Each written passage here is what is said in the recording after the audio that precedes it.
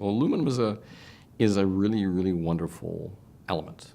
And when it was first put into an industrial application, people were really amazed with what it can do. It is very strong. It is very durable. It is very light. It is corrosion resistant. It's a good It's a good conductor of electricity. It's great stuff to build airplanes out of. It's great stuff to build cars out of. It's great stuff to make various things in your household out of.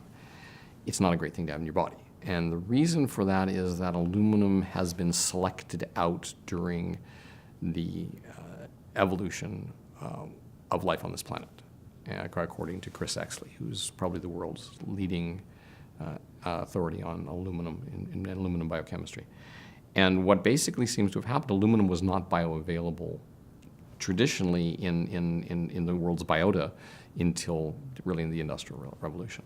And so it just had no place in any biochemical reaction that was normal. And where it does occur now, because we are increasingly surrounded by it, we live in what's called the age of aluminum, at least that's Chris Exley's term. It shows up in so many products. Again, it's great stuff to make airplanes and computers out of, but it shows up in our food. It shows up in our water. It shows up in our air. It shows up in our medicines, including vaccines. It shows up in our antacids and various things that we take into our bodies. So we increasingly have this compound that is not part of any normal biochemical process on Earth for anything that now can only go in and do havoc, which is exactly what it does. It causes all kinds of unusual reactions, biochemical reactions in the body, including in the brain. And it's been linked to Alzheimer's disease. Lucia had a very, very good article about that that came out about a year ago. It's been now linked by us to autism. There's speculations about aluminum in Lou Gehrig's disease and Parkinson's. They're not proven by any means, but they're beginning to be looked at. Aluminum has been associated with all kinds of brain disorders. And there's some evidence that aluminum may contribute to breast cancers through antiperspirants and things of that nature.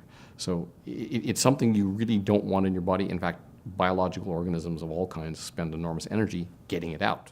One of the arguments with the vaccine industry is that you eat more aluminum per day in your food than you will possibly inject. And that's true, but you have a different mechanism for excreting it. You basically excrete it through your kidneys. And you are very, very good at that, or most of us are very good at that, except at two ends of the age spectrum. Okay? The very, very young don't have very good kidney function because their kidneys are still developing. As you get older, your kidney function is less good, and that's where you're beginning to potentially accumulate more aluminum because you can't excrete it. Okay? But through most of your life, you get rid of the vast bulk of whatever you're going to eat. It's simply gone. When you inject aluminum, it goes into a different compartment of your body. It doesn't come into that same mechanism of excretion. So, and of course it can't, because that's the whole idea of aluminum adjuvants. Aluminum adjuvants are meant to stick around and allow that antigen to be presented over and over and over and over again persistently. Otherwise, you wouldn't put an adjuvant in the first place.